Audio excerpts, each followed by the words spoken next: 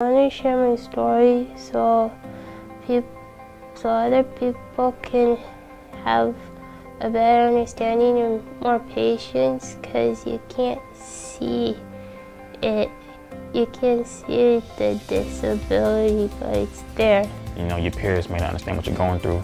You know, it's called an invisible disability, where you don't show it. Disabilities can happen at any time, and it's the one minority community that anyone can join at any time.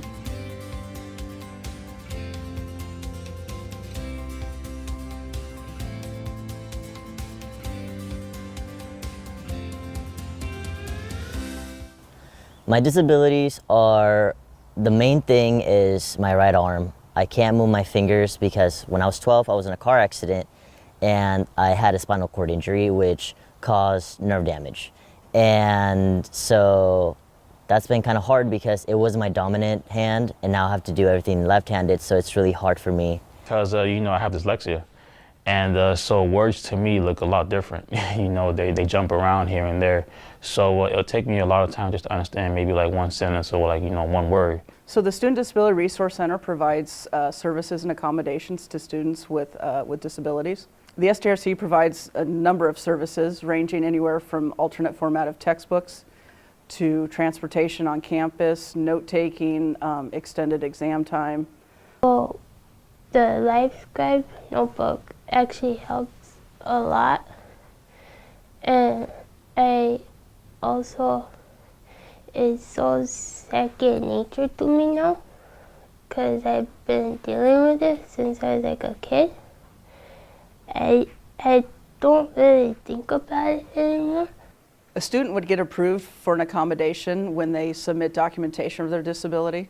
They'll meet with one of our disability counselors, and the disability counselor will review their documentation and have an interactive interview with the disability counselor. At that time, they discuss what accommodations would be most appropriate given their disability, and then those accommodations are then set up. I mean, when I toured here over the summer, I met Kevin O'Brien, who was the head of the SDRC at the time, and he was smiling and welcoming to the students. And so they do a good job. Not only do they fulfill your requests, but they also have a smile on their face and they like their jobs, it seems like.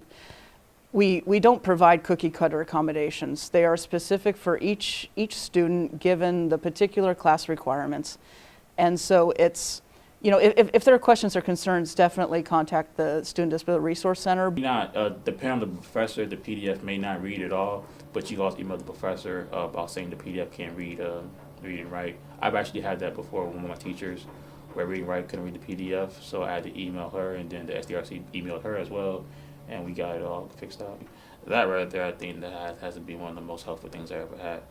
Because when I read a lot, I tend to get brain cramps, and get migraines. So me having a machine read to me out loud saves me a lot of time, saves a lot of headaches to me to do my work. So I think that's a great thing that all campus should have it. Accessibility is important because there are people with varying abilities. I'm guessing that faculty did not get into the profession to just teach 90% of their class. They want to teach all of their students in their class, and to do that they have to recognize that there are students with disabilities in their courses, and they must ensure that their curriculum and their instructional materials are accessible, otherwise those students will not be able to effectively participate and succeed in their courses.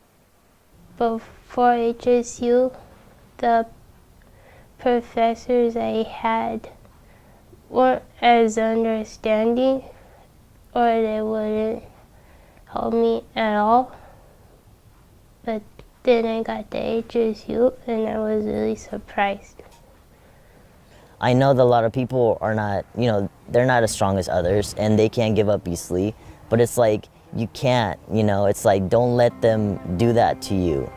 You only fail when you decide to stop doing what you want to do.